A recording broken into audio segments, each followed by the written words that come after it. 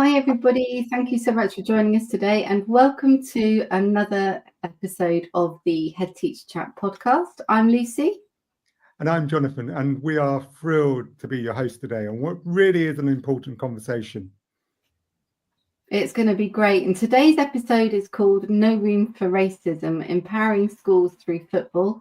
And we're joined by two brilliant guests who you guys are going to absolutely love, who are doing some fantastic work in the intersection of football and education.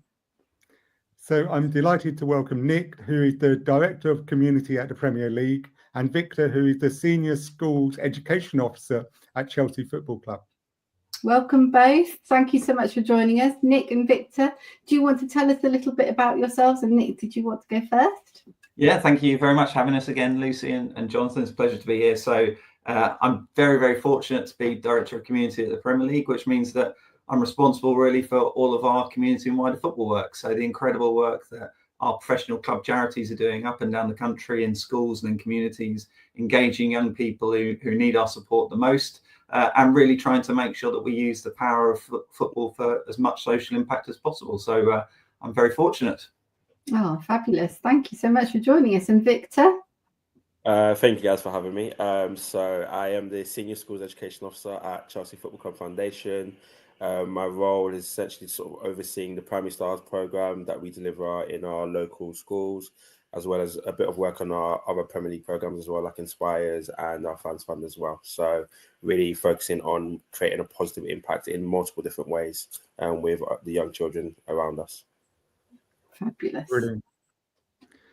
So, I mean, as we've been talking about already, that I'm a firm believer that football has an important role in schools, and it shouldn't be banned, or it should never be stopped in schools. And it has such an important message that we can send to our children about how we act and how we support children. So how does football support schools into addressing racism and promoting inclusivity? So I think the great thing about football is it attracts a diverse range of people. The same way you go into a school, no kid is the same, no child is the same, no football player is the same, no football fan is the same, no football club is the same. So what's really good is it's already relatable in that the concept of the type of people that are involved in it are similar. I think we understand that with football, with education, ultimately, when it comes to a topic like racism, it's not a taboo. Everyone sort of knows about it. But it's a reflection in football, it's a reflection of society, which means ultimately it also will show itself in schools and with people that our young kids will eventually sort of meet and interact with. So ultimately, it's that idea of trying to make sure they are aware of it. And we don't want to hide it. We don't want to act like it's not there. It is there. We want to make them aware of it, but also make them actually understand what it looks like, what it can feel like, and also make them be more comfortable to want to learn more about it, but also to have those conversations that might feel uncomfortable. And Jonathan, if you think about the Premier League on the pitch, it's one of the most diverse places in the country, right? So we've got people coming and playing in our clubs from all over the world, different countries, different cultures, different religions, all coming together. And that diversity is actually really, really enhancing our football clubs and our football. And it's one of the reasons why we believe that the Premier League is the most competitive and compelling league in the world, because of that huge diversity. And it doesn't matter where you go in this country or internationally, everyone has got an opinion on football. Everyone's willing to talk about football, and that creates a way in. And I think that's really what we're trying to do around our No Room for Racism campaign, is to try and make sure that everyone understands the power of diversity and the value of diversity. But also we're not afraid to tackle discrimination as well, and that hard end. So, No Room for Racism and the resources that we're putting into primary schools is really about both ends of the spectrum. It's about making sure that we are tackling discrimination in all its forms, but also really empowering people and making sure that everyone understands how diversity is really adding value to this country. So in terms of our school impact, toolkits and resources, free toolkits and resources for teachers across primary schools in England and Wales to utilise, which really use the power of football to try and get people talking about this subject as a way in to try and to make a difference at a local level. So we've had 15,000 teachers use the No Room for Racism resources so far. Over 500,000 young people have benefited from that, but there's more we can do. And really this period we're having at the moment is about trying to amplify that and make sure as many teachers as possible know that those resources exist. Oh, it's incredible. It's a great example of how football is there to support those broader conversations, and what you guys are doing are incredible. And Jonathan will tell you all about the fact that you used to be a coach, didn't you, Jonathan? A sports coach for many years. And I used to go and help out at lunchtime and play football with the kids and all those sorts of things. I don't have a coaching qualification, obviously, but I did used to love playing with the kids at lunchtime. And there was always an occasion where something would happen, you know, with football. The kids would get so involved and so excited about the game that sometimes things would happen. And it is a great opportunity to say, hang on, this has happened. Let's talk about it, you know. And so children are really passionate about it already. Let's use that as a vehicle to kind of approach these subjects. So what you guys are doing is fabulous. So I'm a teacher in the classroom. Imagine I'm a teacher in the classroom. What resources have I got to tap into that can help me to talk about racism with our young people and children?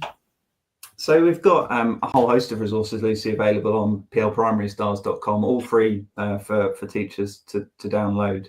And one of the things we've been trying to do in Primary Stars since it first launched back in 2017 is evolve the offer to really listen to what teachers are telling us. So we've got a whole host of resources that you can download and utilize different components of. Some teachers love to have a whole lesson that they can just put on any set day. Others want to use specific resources, a great film or a worksheet or an activity that really utilizes football to engage young people in that topic. So all of our No Room for Racism resources have exactly that philosophy of a pick and mix approach, depending on what the teachers are really looking for. We've got a whole host of different activities, as I say, ranging from really focusing on anti-discrimination through to celebrating diversity. So we've got a racism and inclusion lesson pack, which really starts getting young people understanding the concepts of race and ethnicity, cultural identity, those sorts of things.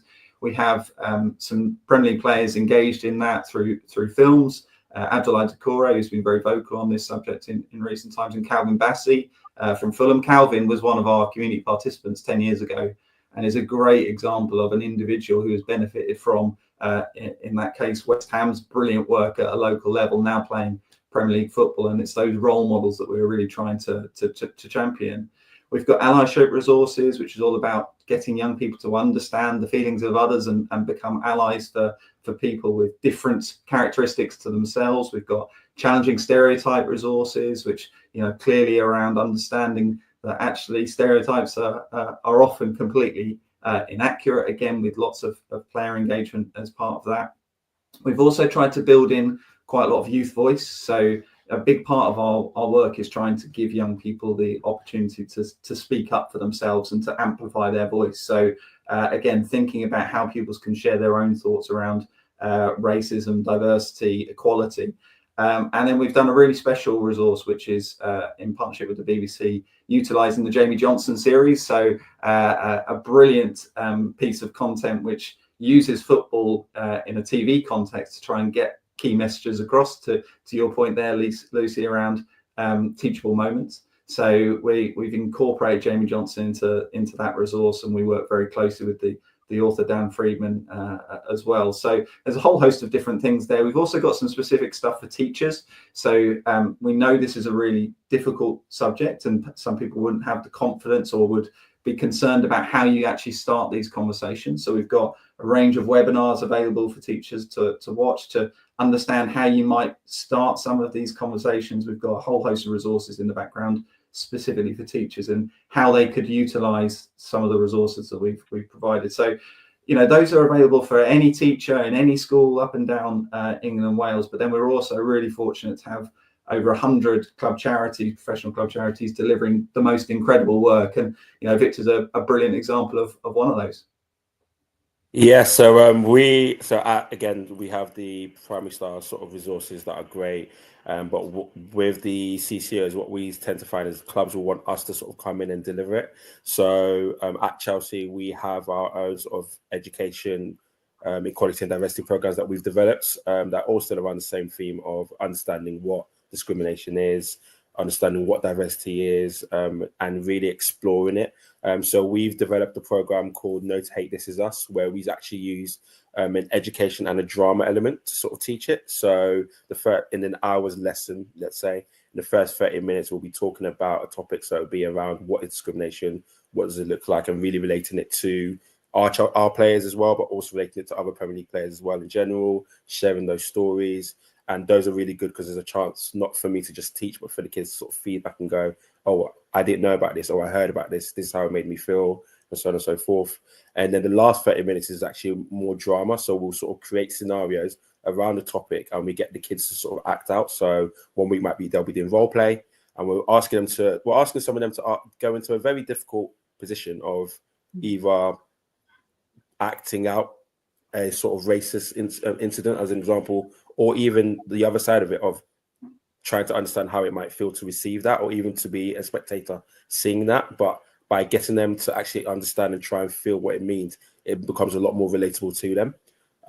So it could be role play, it could be freeze frames, and so on and so forth.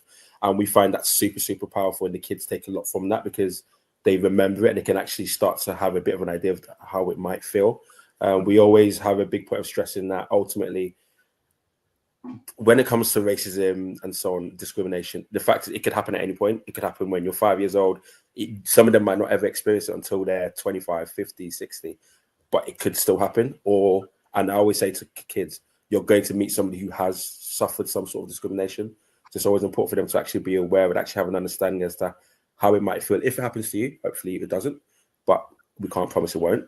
But somebody that you do meet, it probably will happen one day. And are you able to at least empathize and understand and see how you can help in that sort of way as well? So we find that powerful, that program quite powerful as well, very relevant to the kids. Oh, it sounds amazing. And yeah, I also love the fact that you've got the resources that are written by experts as well. So you've got a load of other people that are involved in it, and it's all free for everyone to use.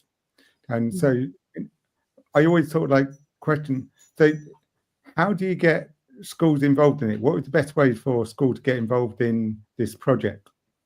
Yeah, Jonathan, it's a really good point. So one of the things that we've always tried to do in Primary Stars is make sure that firstly, resources are curriculum linked. So this is absolutely adding value to the teacher's day-to-day work, but also that they are developed with industry experts. So the likes of the PSHE Association in this space absolutely incorporated into the work that we do, so that teachers can have real confidence that this is high quality stuff that will absolutely contribute to the objectives that they're trying to achieve. So very easy to get involved in Primary Stars. From a digital perspective, it's simple. You just go to plprimarystars.com, you just register yourself. We've had over 70,000 primary school teachers register now. Over 19,000 schools are utilising the programme. So just go on and have a look around. You know, there's lots of different resources at the moment. We're in the middle of our Known for Racism campaign, so these resources are front and centre in the website, but there's a very easy menu to just have a look around at English, maths, PSHE and PE activities that we've got on there. Over 650 resources in total, by key stage, by theme, you know, a whole host of different ways in which you can decide what you're looking for. And then from a club perspective, you know, the likes of Victor are out there. We've got over 100 different professional club charities dotted around England and Wales who are delivering Primary Stars, as well as their own incredible school programs on top of Primary Stars. And it is purely a case of just finding your local professional club charity and getting in touch with them, because they're all willing to help. They're all willing to talk to you around what it is that you're looking for. But Victor, you might want to talk about how you sort of make sessions bespoke to the school's needs. Absolutely. So our big thing is obviously every club will have sort of a local area that they work within. And our big thing is, so we send out newsletters. So all our local schools will receive this newsletter, and it's always front and center as to everything that we do offer. We sort of make sure we have one-to-one conversations with our lead contact beforehand. So when we go in, it's not just we do this and that, and we're just going to do that. It's what do you think your school needs? What might have happened? How can we then relate it to our program? How can we tailor our program to actually suit your children? So we make sure to have those sort of one-to-one conversations. It's always through word of mouth. The better we do, all of a sudden we have one school teacher who knows a teacher from another school, and they're telling their school, they're going, oh, can we get involved as well?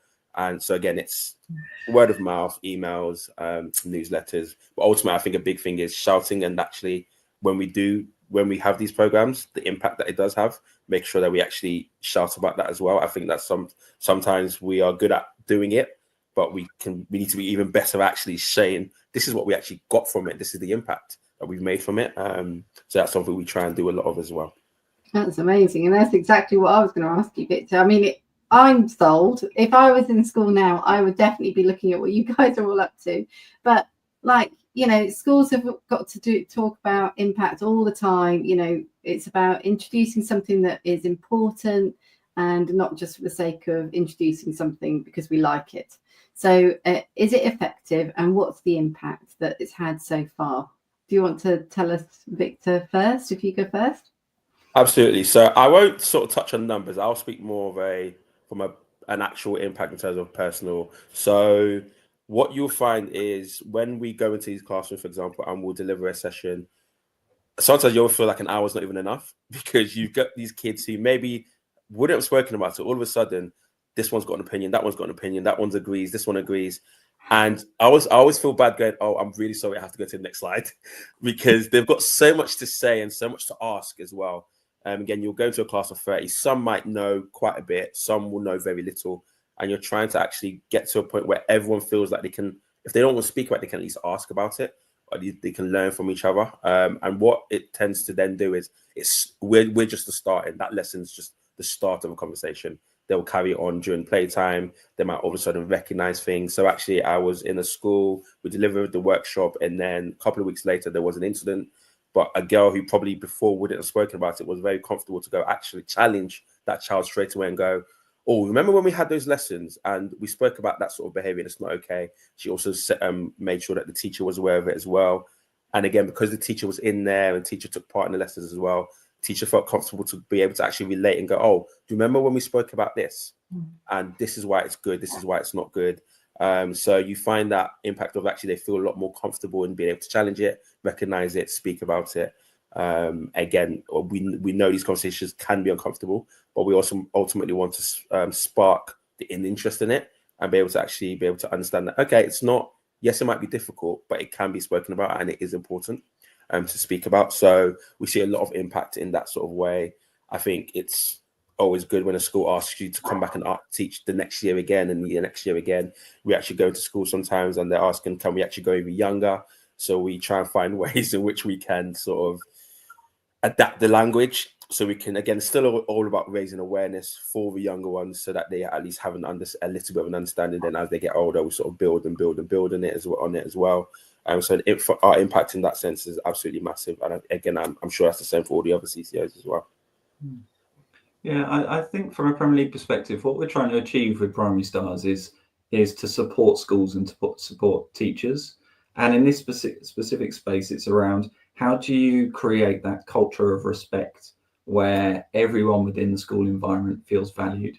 And that's quite challenging to do. And we know from all the feedback we get from teachers that particularly the PSHE space, they perhaps have less confidence in terms of delivering some of that activity. They might get less training as a teacher trainer. So, you know, what we're trying to do with the resources is really provide tools that they can utilize to start those conversations and to hopefully sort of instill the sort of brilliant characteristics that Victor's just described there at a local level. It's about how do you empower young people? How do you give them all this feeling that actually they can all achieve, they can all aspire to being really successful in the future, which is obviously what we want for all of our young people. So from a sort of grand scale, if you like, across the nation, as I say, we've got 19,000 schools signed up to Primary Stars. Is absolutely brilliant. It's about 86% of all primary schools in England and Wales. We've had 70,000 teachers utilising our resources. And every year we do an annual teacher survey. So any one of those 70,000 gets surveyed, and we just ask for feedback in terms of their own confidence, their own knowledge across a whole range of different things that we provide in the English, Maths, PSHE and PE space. So we've got 77% of teachers say that these resources improve their knowledge of teaching about discrimination. We've got 73% of teachers gain confidence in discussing discrimination.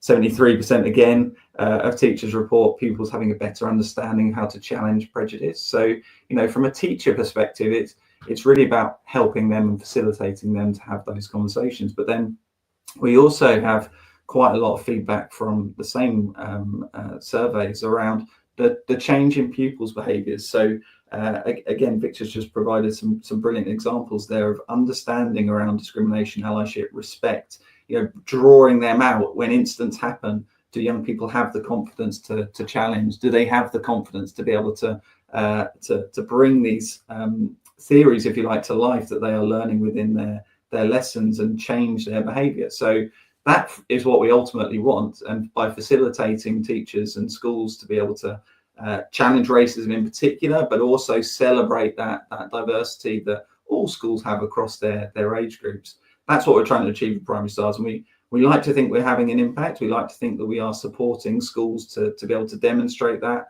through the work that our clubs are doing and through the work of Primary Stars itself.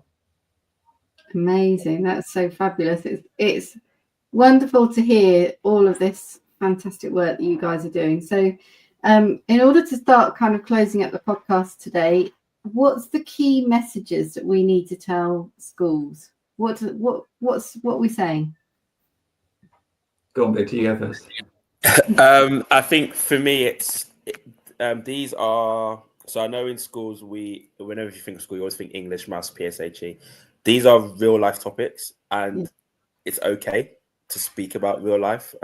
Ultimately, when a child goes into a school, yes, we're preparing them to be better at English and better at Maths, but we're preparing them to be better people as well.